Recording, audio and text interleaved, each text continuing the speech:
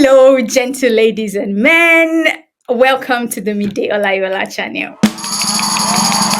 Okay, as you already know, I am Mide, your corporate African girl. I've come again to give you another amazing episode, and I've brought with me an amazing corporate African girl. I should tell you that this person is an amazing person to me, and she gave me the audience. She gave me immediately I told her that I wanted to do this. She just said, "Okay, yes, let's do it." And so, thank you very much, Dami. Thank you for this, for coming on the show. And without further ado, please, everybody, make welcome an amazing corporate African girl, Dami. Thank you so much for having me. Thank you, Dami. So please introduce yourself. Tell us who you are, what you do. Yeah, let's just start with that. Like, what do you do? What is your name? Yeah, we just want to get to know you. Okay. So as you have already mentioned, my name is Dami, and I work as a process and knowledge-based manager here in Berlin. I bet a lot of people would probably want to understand what process and knowledge. I am the first person who wants to know. In general, a lot of companies have process managers. You'd see more of process managers in the engineering field. However, there are also process managers in terms of business roles, right? There's like business process management as well as there's like customer service. I mean, the customer service part falls on that like business process management. So it's not just the engineering side that always have a process manager. So yeah, for me as a knowledge process and knowledge manager, basically what I do is my everyday role is problem solving. Now, I work customer service side in my company, so I follow in the customer service department. However, my actual job title is not customer service agent or representative. However, it is process and knowledge based manager. And what I do each day is look into the processes we have for responding to customer queries. And if we don't have an existing process, then I have to create it. Now, I do not do this alone. I have to collaborate with the legal team. I have to collaborate with engineers. I have to collaborate with like country manager as well. So it's a cross-functional role, right? Where you need to talk to a lot of people.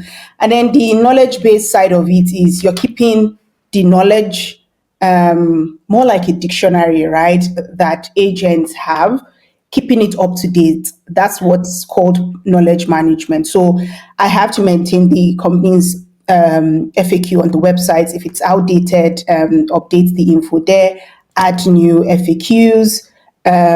Basically, in terms of the customer facing side, documentation, I'm also responsible.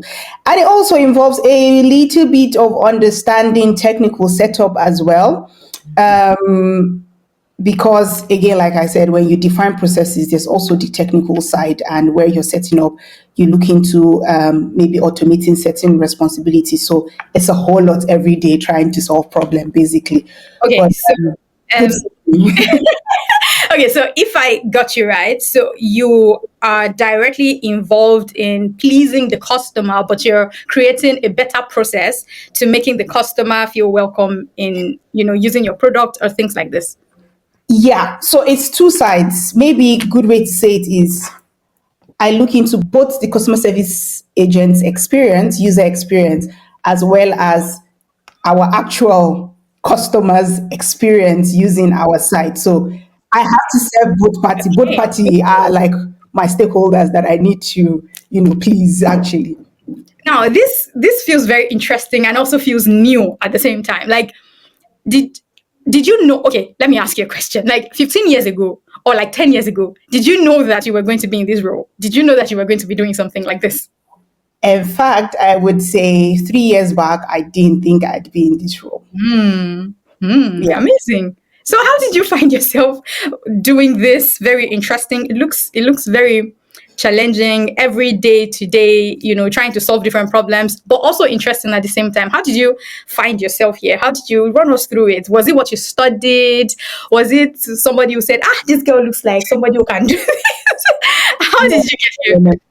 Okay, so a bit about me. I studied linguistics for my bachelor's, and then I did international relations and diplomacy for master's. So that's my educational background.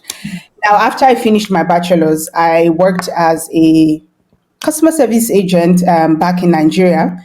And then I moved to Germany, obviously, to do masters. Now, when I started working, I also did like customer service as well, but for a fintech, a bank actually. And then, gathered a lot of experience. Customer service is also market focused, just FYI, like get serving either the UK, Germany, and all that. So I did that then when I got to Germany, spent, I think, about 2 years. Then moved to another company where there's a bit of interesting thing in that move anyway, but I would keep it brief and say when I was moving to that company, I had the opportunity of two other companies, right? And salary was definitely higher in those two places. Why I'm mentioning it because I think some people would also find it valuable. But I took a pay cut and went for the third company that offered me the least salary. Wow. And I'm talking about up to 10K euros difference, just for context. However, in that role, it was a startup that didn't have anything customer service set up. So I was bringing everything I had learned over the years. This was already like 6 years post grad, right? And then it also offered me the opportunity of actually having to set up a customer service that never existed. So Okay. you're customizing messages come in. Let's have this message that says we're currently out of service. That actual setup from a scratch, like giving you a default software and having to customize it. So I did a bunch of that. It was almost 2 years on the roll. And then I finally decided to also move. And then I came across the current company I work for. I read the job description and I'm like, this is a total summary of everything I have done. So they wanted somebody that had admin knowledge of the particular software from the previous company I was coming from. They also wanted somebody that had been in the finance space. So I had my first The fintech. was the fintech, which was a bank. The next company I went to that I went like the startup was a crypto company. And then my current company is also a finance company. So it was like we need finance experience, we need admin knowledge of the software, and then we need someone that has been in the customer service space. This was me. So, I applied for the job, wrote a cover letter, explained all my experience because it was everything that they had been looking for. And yeah, that's how I ended up being a process and knowledge based manager. And just to put an icing for people that may be wondering that was the pay cut worth it? Yes, because moving to my current role, at the pay I took from my last job, I was able to negotiate another about 50% more. So for context, let's say I was earning 5,000 euros per year in that role where I took a The pay cut. startup. Yeah. I then went to another company where I then negotiated 7,005 upfront. So I did 50% because I was coming with Yes, with the experience, and yeah, you had something to negotiate with. Yeah. Quick question. Let me go back a little. So you had three companies. Two had higher salary offers, yeah. and one had a lesser pay, offered you lesser pay. I mean, I've always been of the opinion that sometimes in your career, you might have to take a pay cut because maybe for experience or maybe you want to work in a particular industry or something like this, just something that aligns with your career goals. But at the point when you took the pay cut, did you know that you were going to eventually benefit from this? Or I mean, this is not the default thing anybody would do, right? What was the motivating factor at that point? Experience. So I think one thing I encourage people to do when you're taking a job role is, why am I taking the job? What do I want to make of this job, right? Some people go for jobs simply highest pay, that's it. If it's not a product that interests you, at some point you get bored and Maybe you move to the next role and you keep moving and keep moving. There's nothing wrong in wanting money. We all need money. I'm not gonna lie. But I also feel that, especially when you're starting career, going in for places where you would gain a whole lot of experience is very vital.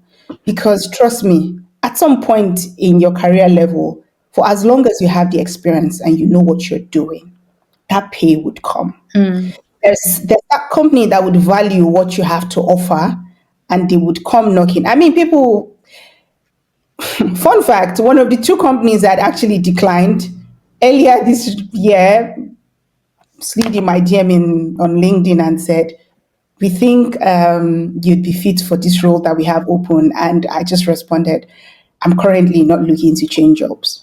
Right? Yes, I could leave my current company and also go there and maybe negotiate more money. But I'm also gaining a lot of knowledge in my current role that I also do not feel like it's time to make any move. Yeah. Maybe 10 years down the line, I may feel that way, but I feel like I have not exhausted, Your not learning maybe process.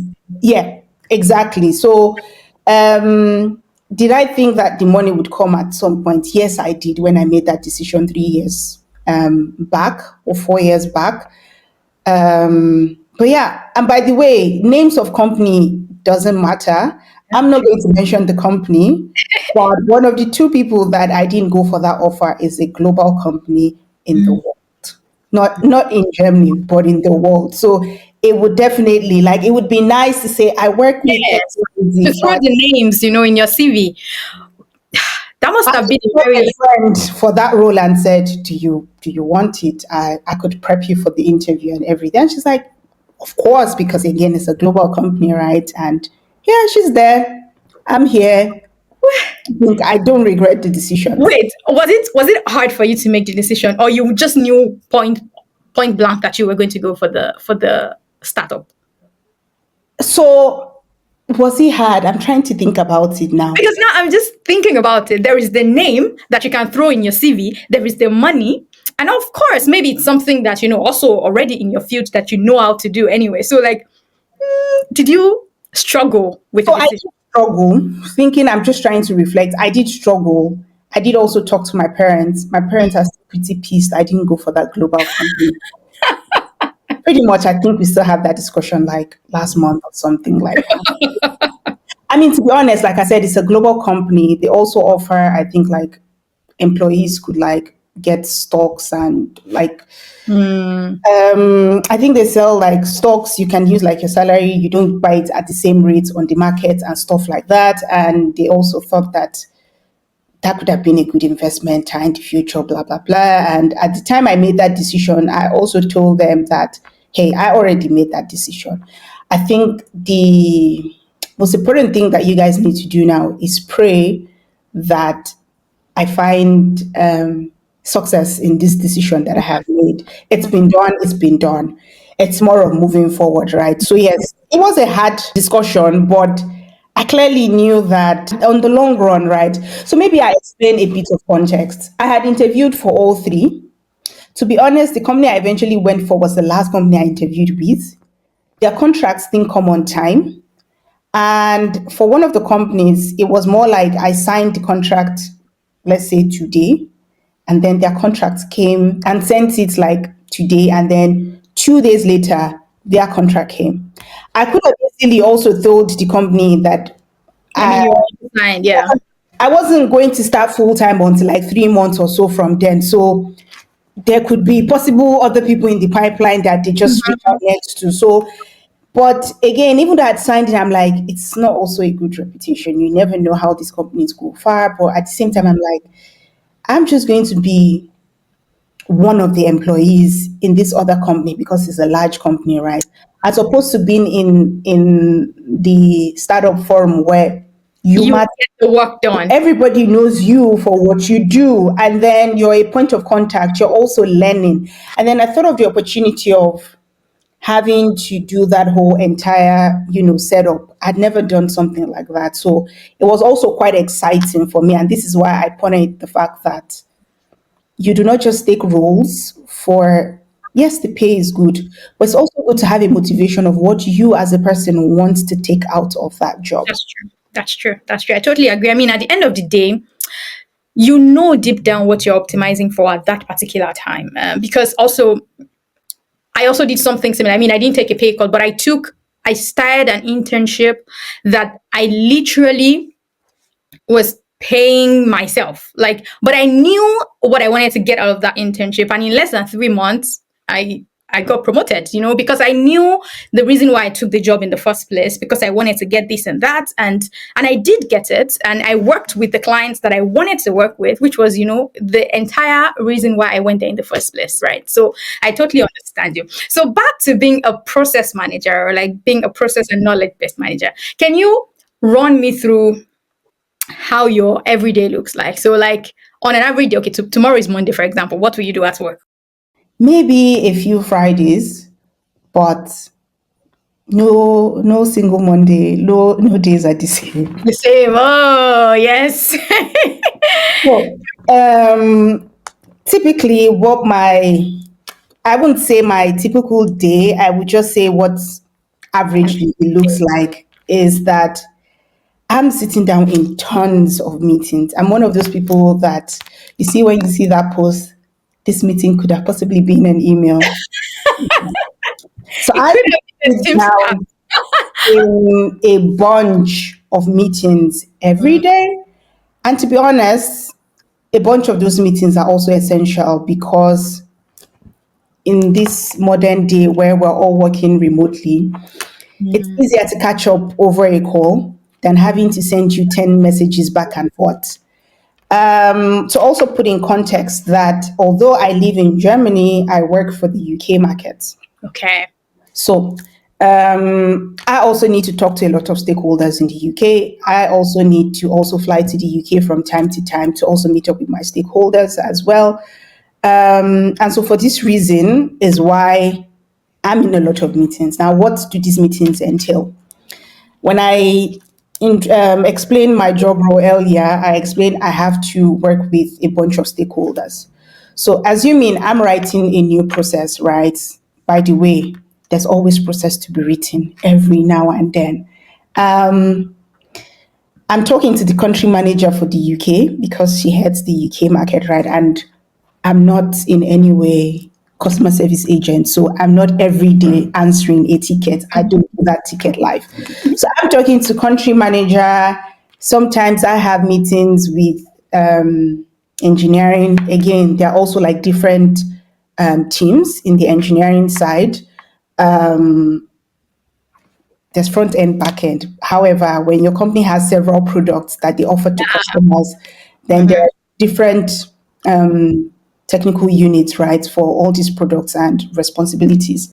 And you work with for all of the products? Like all the products are also your products, right? Yeah, because at the end of the day, it's process. So everything that the customer would contact for, then I have to define a solution on. Customer says the account statement did not ship back or whatever. Then I need to, come up with, okay, this is the template you use to inform the customer this.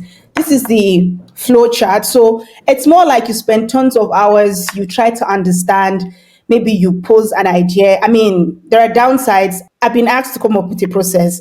I had to think of it, put it in a diagram form, write, create the template. At this point, the agent sends this, it goes to this.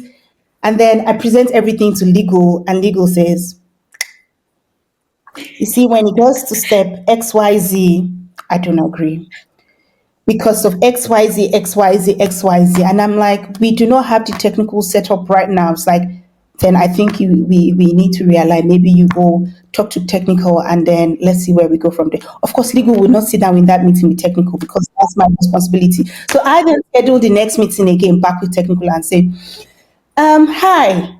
So you remember this process, or maybe it's something fresh. I'm working on this, and I'm thinking if it would be possible that we have this technical setup that does this, and if this happens,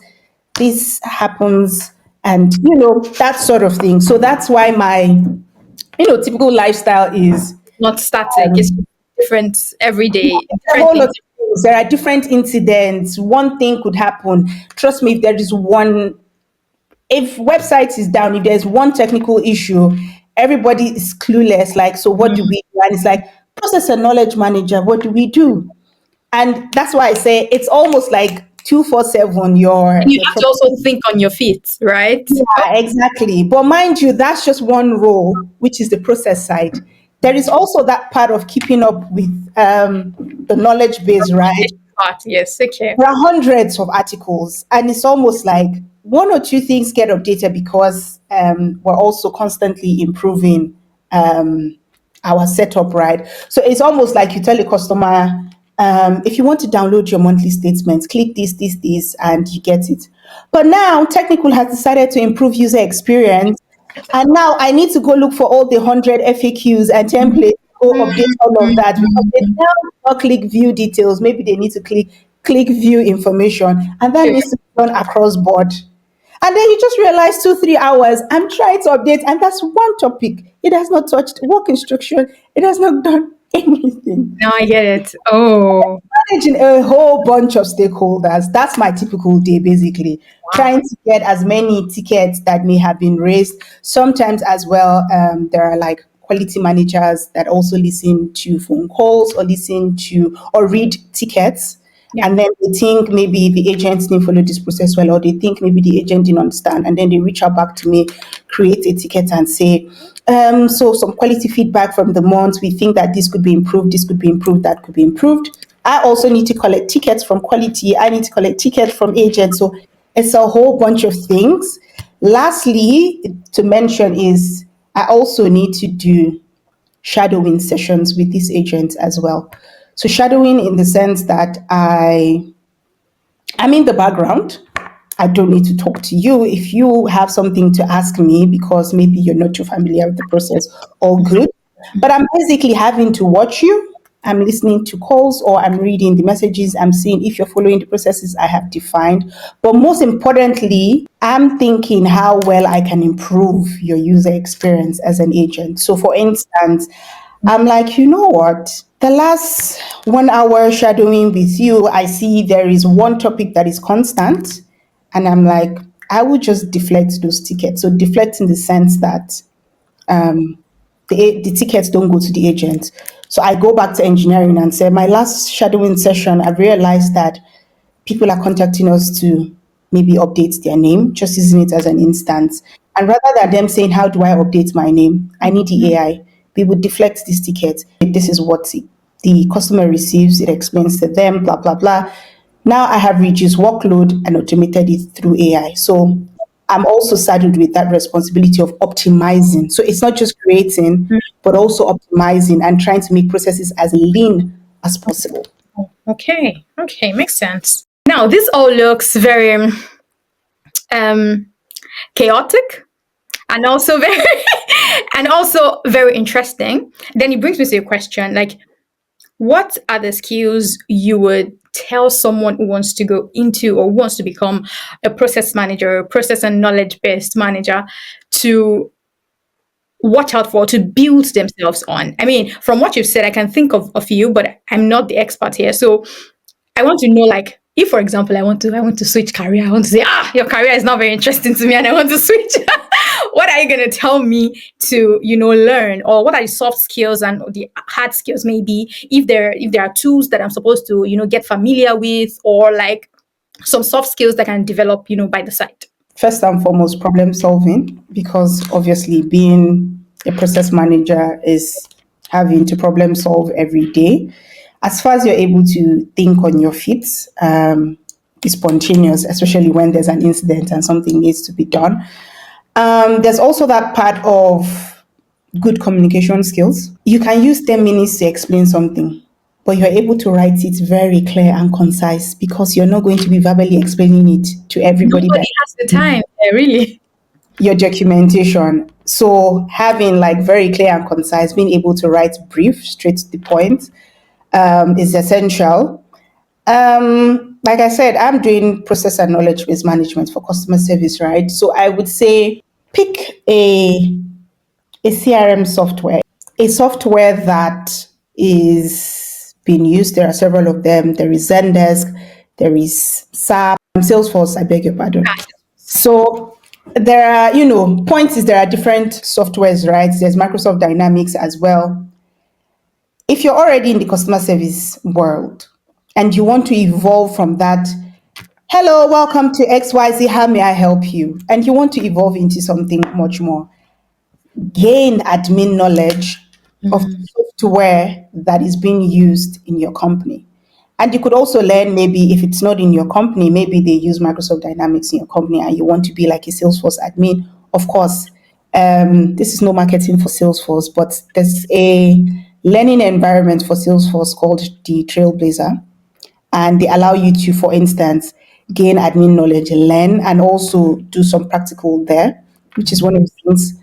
I wish I had good knowledge of Salesforce, but I don't. But I also started learning there at one point because I wanted to learn more softwares, right? So, but the point is, have a software, learn it to the point that if they tap you from your sleep and then they say this, you'll be like, I know that this software doesn't have this functionality, but how about if we do this? That's because you have a full grasp, right? So when I'm exposed to engineering, it's also because I've got knowledge of how that software works, right? And I'm like, okay, there's a possibility of this that I'm aware. I know we're not able to do this because this software has this limitation. So pick a software and then learn it to the admin side. That's how you're able to define processes based on the capabilities that software can offer. I would also say that in addition to that problem solving, it's nice when you're able to put your process in a flow chart. There are different softwares that they use for creating flow charts. There is the Draw.io. Canva also has like some flow charts.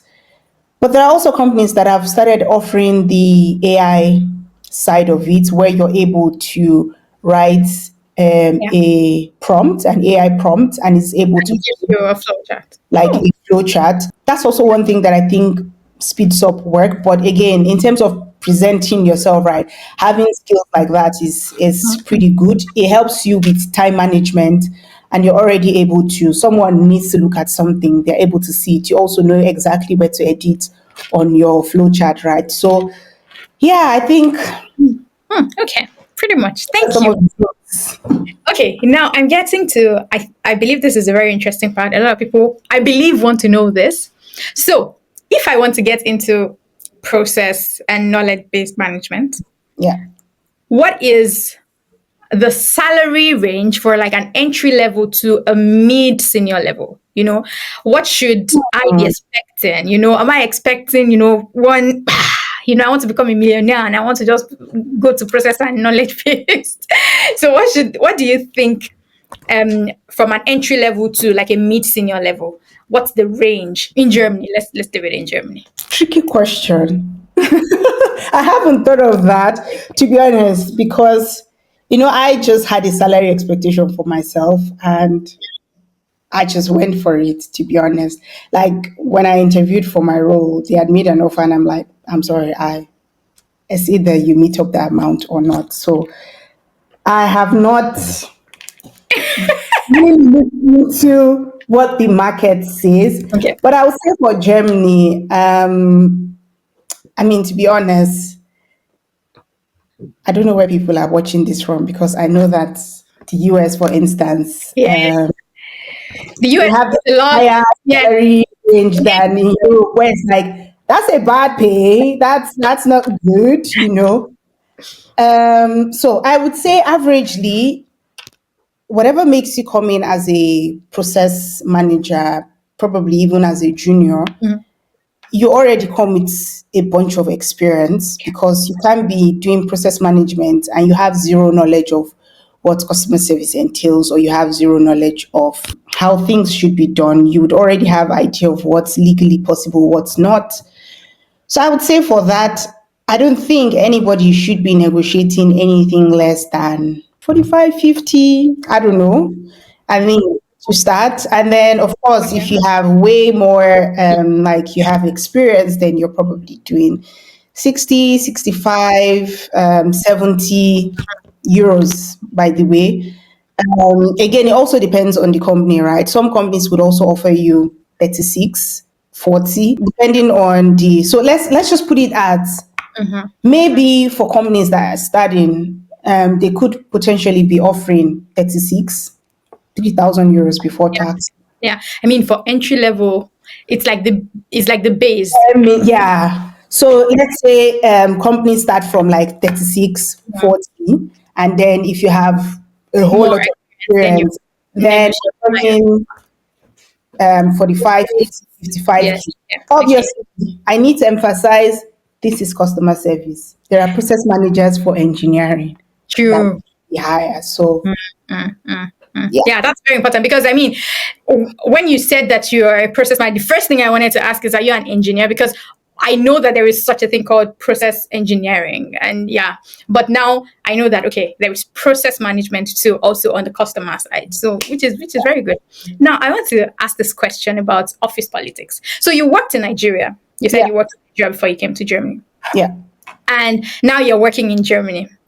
And I mean, I have stories for days when it comes to office politics and a lot of things that you have to do, you know.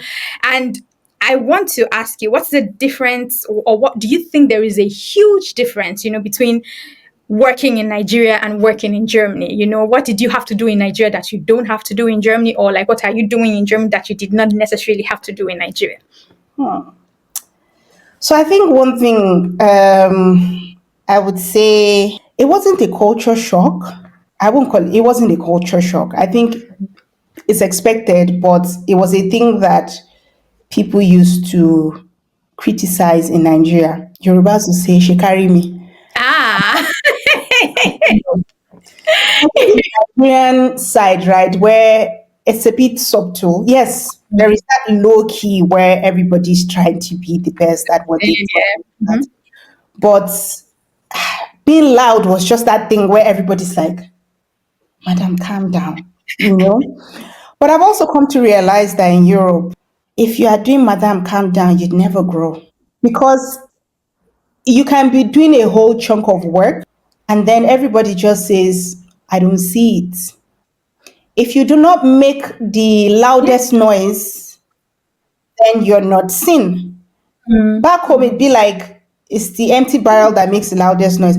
Even the ones that are very full here make very loud noise. But I'm here, so you need to acknowledge that I am here, right? Indeed, So for me, indeed. I think I came. My responsibility was, or not responsibility. I just felt like get the job done and get it moving, right? And it took a one-on-one with my manager one day. I told her, I'm like, I have a feeling that you think I do not know my responsibility. Yeah. Or maybe I don't have an eye for detail because, again, when you're writing things, right, you need to think of the most minute thing and then this happens, this happens. And something that happened that actually triggered that conversation. I was working on a process and I had noticed that there's a loophole here. Now, rather than me going to a public Slack channel to say, hey, this loophole, this, so I just reached out to the person that I know could close that loophole and Fix it. hi, I know we've talked about XYZ, but documenting it now, there's this part. Would you be owning it, or how do we, I wrote it as a personal message. Fortunately and unfortunately, but I was fortunate about it at that time. I was on leave after I'd written that person, and I had a colleague that also like we do things together. And so she also then spotted that loophole, right? And she just put it on that public channel. Again, we both know who is supposed to close it, right? But rather than write that person and say, hey, she went to a public one that had like the managers, like everybody involved in that whole thing to ask the question. And of course, he responded. And when I go back from leave, I looked at it and I'm like, I'm responsible for this process. And it clearly just looks like I didn't see it. Mm, But I didn't reach out to my colleague to say, hey, I know you picked up on my topic while I was away, so it's not stagnant. And I'd already asked XY. I didn't need to do that with my colleague. But then I then thought my managers would they know that I'm responsible for that topic, right? They would probably just feel, how didn't Deborah, why didn't she see it? So, and then in one-on-one with my team lead, I'm like, I'm not that kind of person. If I know that you're responsible for this, I would reach out to you. I won't call you out in a public space just because I want everybody to know that I'm currently working on it. And obviously, it makes me look like I don't know what I'm doing, but I do know my task and I do know my stuff. Onions, yes. I mean, they employed you. Exactly. And my team lead said, unfortunately, the company you work for, you need to do it publicly. Otherwise, nobody would cover your labs. Nobody would cover that shit for you. So you need to learn. And she's like, I understand it may also be cultural. Yes. It may be a cultural issue for you. That because for her as well, culturally calling people out is not a thing. But she's also gotten to learn it and she now does it and she's comfortable with it. That's so she'd encouraged me to also learn to come out of that cultural background I'm coming from and adopt how it works because that's the company I work for now. And I said, thank you. I appreciate the feedback, but just so you also know that it's not like I'm completely ignorant. I see it, but it's not my style of working. But I try to adjust.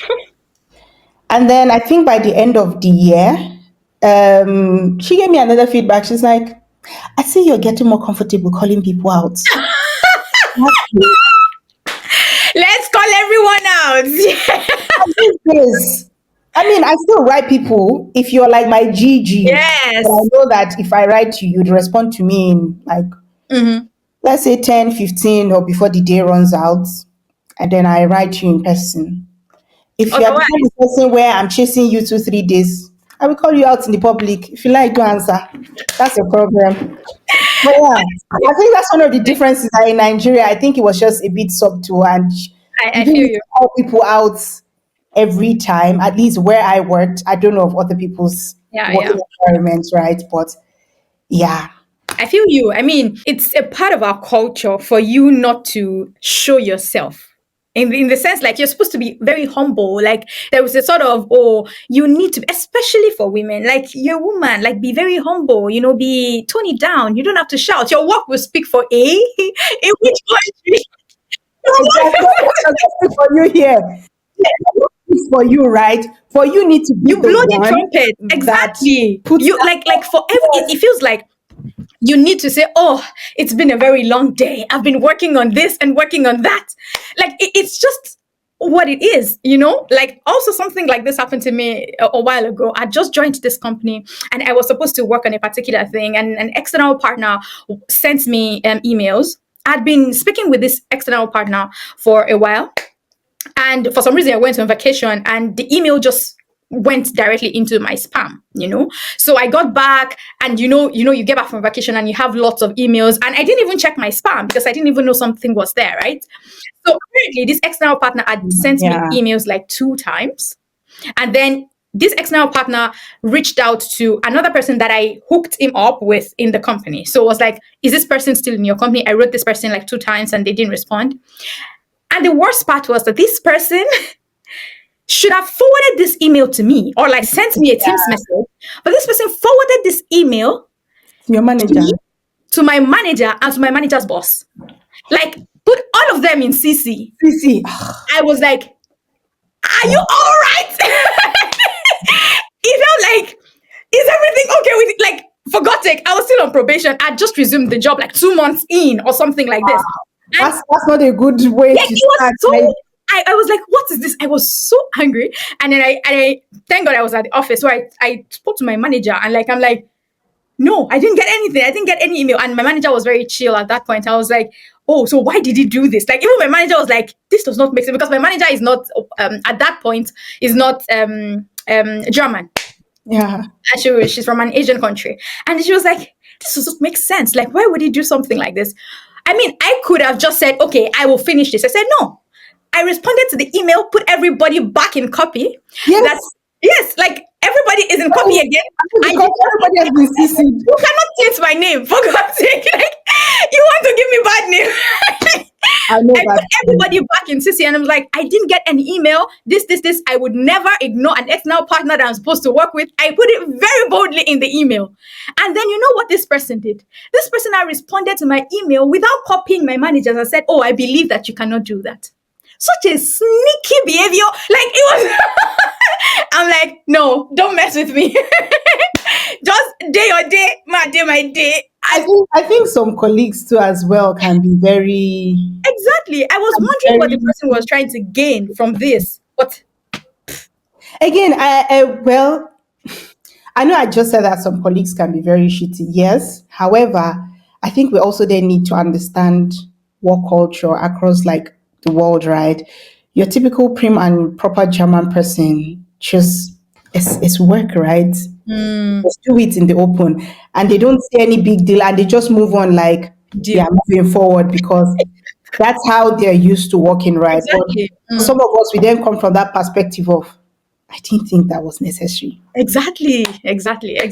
And this is why I like to always ask this question, like, what is the difference? And you know the funny thing, like almost every single corporate person, somebody working in corporate Germany that I've asked the same question, they're always saying this, like you blow your trumpet, you don't keep quiet. Like it's like the same thing for everybody. I'd like to add that it's not just even blowing trumpets alone. I've also come to learn that incorporating somewhat of your social life into work is also key. So I'd give you an example. Um, if you get your job done, right, and you blow your trumpet, but you're also that guy that if they need the next bar, restaurant to go on, company something, you're the plug with the very nicest idea. Um, they're thinking fitness, something, you're happy to volunteer. They're doing DEI, you volunteer, and your face is everywhere and there, and you're the hi, how you doing? How was your weekend? Okay, we had a lot of fun. Oh, that club. We could go. You do that, the tendencies of you rising because you see all those people you're doing the hey Yes. hi, yeah, they are the ones that would also then help you too because you have Exactly. to blow your trumpet to a certain point, right? So because you have that social butterfly Yes. personality, it then helps you to enhance whatever you've already done. So it's also possible that you're not necessarily doing that very serious hard work. You're just doing the bare minimum. That's right. You're able to manage that bare minimum across board. Across board is you do your bare minimum, you manage your trumpets blowing, you do the bare minimum of shouting your social life, and everything then, sums up to this very bigger personality. But not so much is really being done. There are also people like that they are not the guys that do 7 till 8 in the evening. They are doing like that actual 9 to 5 and carrying Yes. their bag. Yes. And Yes. they possibly be doing some extra time. But because of personality type or because you're able to bond, people find things to bond with their colleagues. I think I was telling someone sometime, I'm like, at least abroad, if you smoke, you have the tendency of having better social um, life, Yes, because you have something to. interaction, Yes. yeah, with colleagues because if you have dogs, you're able to talk about your dogs. Like, oh, I have this dog. Oh, did you try this meal or did you do that? If you smoke, you and that colleague are probably going on cigarette breaks and you're smoking, catching up. Oh, dude, did you do?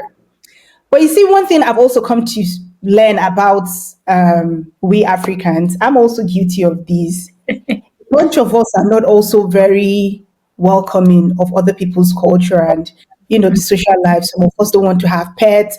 Some of us do not smoke. Some of us do not drink, and we're not able to get into this social Like we don't have a connection. Like we don't have something with to. colleagues. And then maybe at events, we're probably with the other black person in the room that works in the other department because we do not have things. We think we do not have things in common to do with these guys, right? I mean, in comparison to back home where it's all Nigerians, right? So you probably have ways, but then you're then here, aside people in your team, you're not able to talk or network with people outside of there because you feel there's nothing to bond. So I'm just saying that aside blowing your trumpet, it's good to have social Interact. interactions with your colleagues. It also helps you, pulls you further because they just may also be the person that says, there's a vacancy in my team, especially if maybe you're trying to change department. Yeah. We could put a word for you too as well. So I thought to also just mention that. Yeah, that's very valid. I agree. I mean, at the end of the day, your promotion, especially in corporate Germany, is based on, before you get promoted, like a few people will be asked, like, what do you know about this person? Like, what's up? And your feedback is always kind of important, And the last question I'm going to ask today is about your job and the German language. So I know that you've mentioned that, like you work for the UK market, but do you or did you have to learn German to like a very higher level to get this job? And even while on the job, do you have to continue to learn German? How does German play a role? German language? Fortunately for me, I have been very strategic with my career life, at least finance role. This is like the third finance company I'm working for. I've always gone for like UK market, right? Because I know that's where my strength is. Nonetheless, I know that if I speak very fluent German, it would definitely put me at a vantage point, and it would also help me to go for certain roles that I currently wouldn't apply for. So, take for instance, assuming I want to evolve into, there are different teams in customer service, right? Process and knowledge is just one of them. If I wake up tomorrow and I feel like, oh, I've been an agent, I have done admin for software, so I know how to set up from the scratch. I've worked in process and knowledge, I know what's required for CS. And I decide to wake up tomorrow and say, maybe I need to start gunning for customer service director in a company in Germany. German would be one of the things that be crucial because you can be director and You're only doing UK and you're only speaking English. Yeah. so I'm obviously aware, and process and knowledge will probably not be my last job title, most definitely, because we keep going higher, right? So yes, I'm learning German language. Fortunately, my company also encourages employees because company language in general is English. However, depending on role and everything, you may be required to speak other languages. But my company actually does offer us like a learning. I have a learning budget each year, about 2,000 euros. So I'm able to also like expand, like spend it on language, which I am doing so that I can get to my next level. Okay, that's amazing. It's been an amazing session with you. Thank you so much for giving us all of the tips. I mean, in summary, Here, you do process and don't tell me. I'll remember process and why am I thinking documentation in my head? because I write documents, knowledge base, management, What did you say? knowledge base. Knowledge based. Oh Jesus Christ! Process and knowledge based management, and I think I've gotten a general knowledge of what you do, and I think it is very interesting. Your everyday is like you're working at an agency, this, and that. And for somebody who is looking to get into this, I mean, the process and knowledge based side of customer service, the person should have problem solving skills, should be able to communicate well, and should learn a few CMS software. CRM. Why did I say CMS? CRM software. You talked about Salesforce, so Salesforce is one that you can learn if you want to get into this. All these places also have like a learning platform, just to add. Amazing, amazing. And if you're in Germany, it's good for you to learn the German language because I mean there are heights that you cannot get to without the German language. It's just what it is, right? So thank you so much, Dami. Thank you very much. And I really do appreciate you. I really do appreciate you for coming. And yes, I will be, if you're watching this video, remember to like, to subscribe, and to share with your friends. And if you want to get to know Dami, I will put in a LinkedIn profile link in the description. So you can just connect with Dami on LinkedIn. So yeah, thank you so much, Dami. Something And popped in my head. just before you sign out, that just in general, for anybody that works as a CS agent, I know that whole feeling of maybe they feel they're at the bottom of the chain in terms of growing and economic earning. I would just say there are roles, aside even process and knowledge, that you can definitely evolve into. There is the part of being a quality analyst, there's the part of being either a process manager, there's the part of being a CX analyst. All these things fall under customer service as a department, but there are other roles that you can evolve into, Yeah. especially having like computer literacy. So I just thought to put it out there that you do not need to come from customer service agent and be process managers. There are several things. There are people that go to the engineering side, right? And I just mentioned other job roles, job titles that exist. So Under please expand. that's an eye opener even for a number of people. Like, when you just think about customer service, you think about agents, right? You just think about, hi, how can I help you? And how can I solve your problems? And yeah, you don't think about, for example, your job role. Like, I wouldn't have imagined that it is under customer service, So, and this is very good. Thank you so much, Dami, for sharing that with us. Thank you. And until the next episodes where I bring you another amazing corporate African girl, be fine. Ciao. Thank you.